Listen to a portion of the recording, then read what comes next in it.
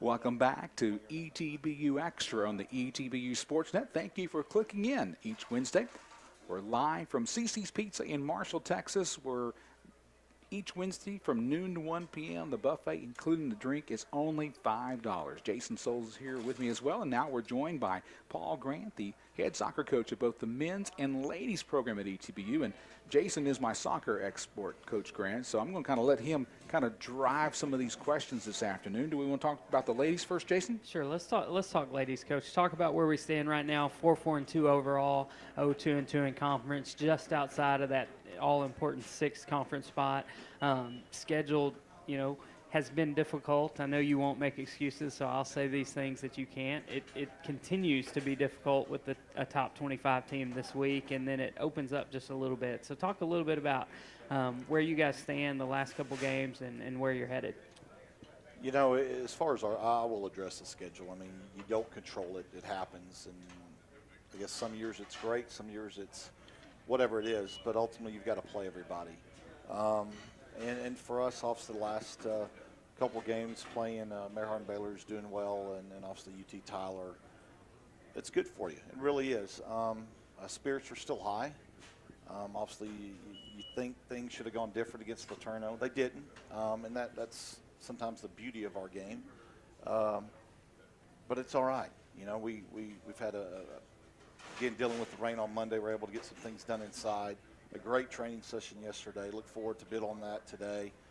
And you get ready for UTD, and you play the Ozarks. And for us, again, we're not a program of excuses, as you know that. But there's a lot of positives, and I think it's because of where our mindset is and where we're headed. We're going to be okay. Yeah. Now, coming off, we heard you talk about struggling to score right now, and coming off that Tyler loss, you were able to put together quite a few chances in the Laterno game, and the conditions weren't great for scoring. But is it encouraging to finally see those chances coming, even though we haven't taken them like we would like to? Yeah, and also, we as a coach, things aren't necessarily clicking, so you make adjustments. Don't necessarily like to make them during the run of conference, but we had some players step up, play in positions that hadn't been there before and did well, had some success from the angle of, man, they got in and, boy, 6 inches, Katie Joe hitting the post and bouncing the other way instead of the way maybe we wish it would have gone. Maybe you get out of there with a 2-1 win. But, no, there's a lot of promise. Soccer's a game. You got to get it done during the week because we don't get the timeouts that we talked about earlier during the run of play. So, definitely a lot of positive things going on, and even more so, a lot of positive things coming out of our young players. You haven't yet won a conference game, and I don't want to be mean about it, but are you in a panic mode yet? No, or you're not at all. 0-2-2, so No. still plenty of soccer to be played? Yeah, I mean, obviously, do you want to be 0-2 and No, 2, whatever? no, you don't. No, You or don't, 0-2 Coach. and 1 or whatever. No, I mean, we haven't won a game. But again, you know what? I believe this in our women. We haven't been here before, but I believe we're here. We got two options. We continue to grind and get this swing upward, or we fold the tent. And there'll be no tent folding, and that's coming from the girls, as well as me. So is it tough? Is it frustrating? Yes, but you know what? We get things sorted out. We get certain things lined up. We get the conference tournament, and it's a whole nother season.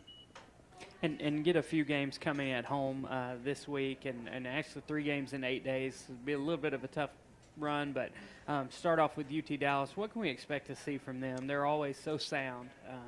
This year with the new coaching staff, a different style, more of a 3-5-2 sit in and actually play where previous years they would sit back and counter with speed up top.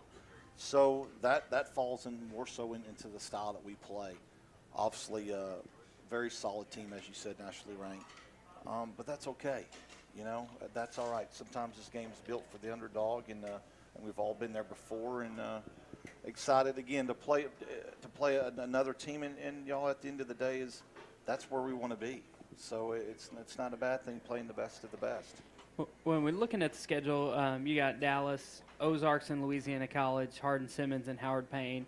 Obviously, Dallas and Hardin-Simmons both jump off the page, but the other 3, are under us in the standings. So when you look at it, you can see a lot of opportunity in games that we should, I don't want to say should win, but have a good opportunity to win, and we'll be looking to take advantage of those wins and then looking to sneak by a few. So while you have played the bulk of your hard schedule early on, it does look like it's opening up a little bit for you. Yeah, it does. And again, you're coming off a tie against Laterno, and again, a new staff there as well, and a different style that they're not typically used to facing against them.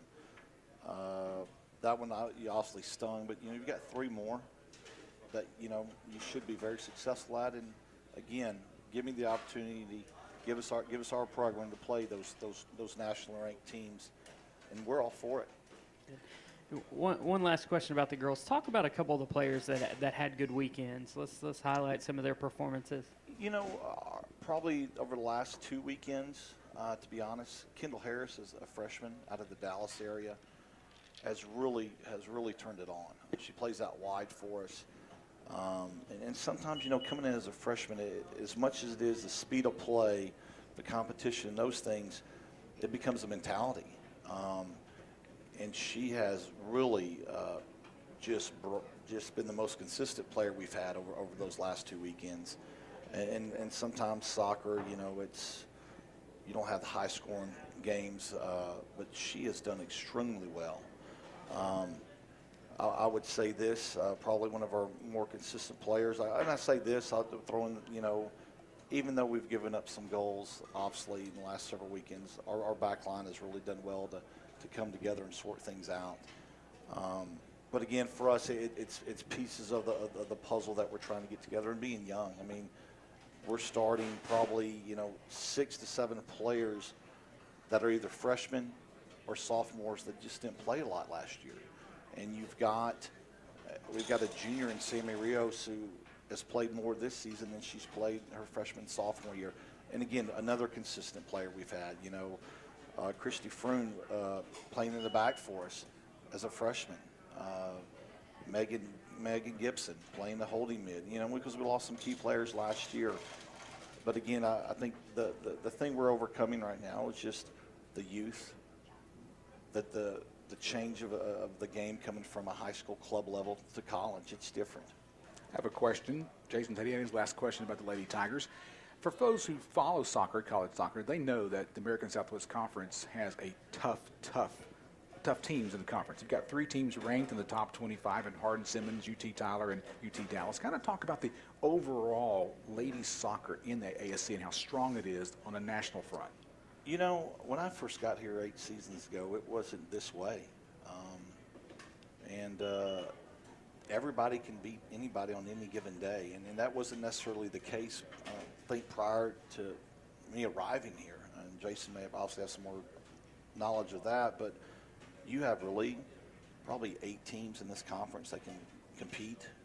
You have 8 teams in this conference that can win on any given day, and you take a team like Hardin Simmons, who won a national tournament not too long ago.